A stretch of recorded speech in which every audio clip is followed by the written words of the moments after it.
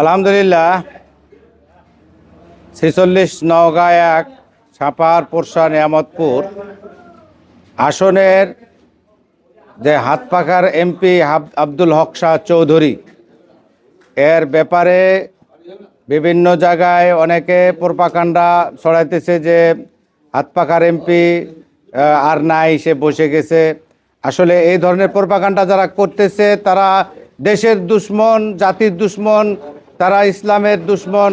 হাতপাখা আদিকাল থেকে কোনো দিন মানে নির্বাচনে অংশগ্রহণ করার পরে কোনো দিন বসেনি, এখনও বসেনি, সামনেও বসবে না ইনশাল্লাহ।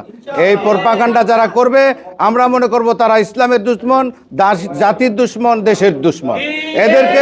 এদেরকে চিহ্নিত করে রাখবেন এবং এদেরকে আমাদেরকে কাছে ধরাইয়ে দিবেন কারা এই সমস্ত লোককে অফিসিয়ালিভাবে ব্যবস্থা গ্রহণ করবো।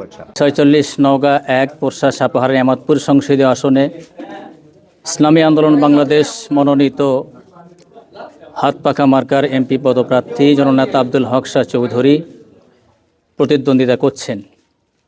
ইতিমধ্যেই আমাদের কানে এসেছে কিছু প্রতারক আমাদের প্রার্থীর ব্যাপারে প্রোপাগান্ডা ছড়াচ্ছে যে হাতপাখা মার্কার এমপি প্রার্থী বসে গেছেন।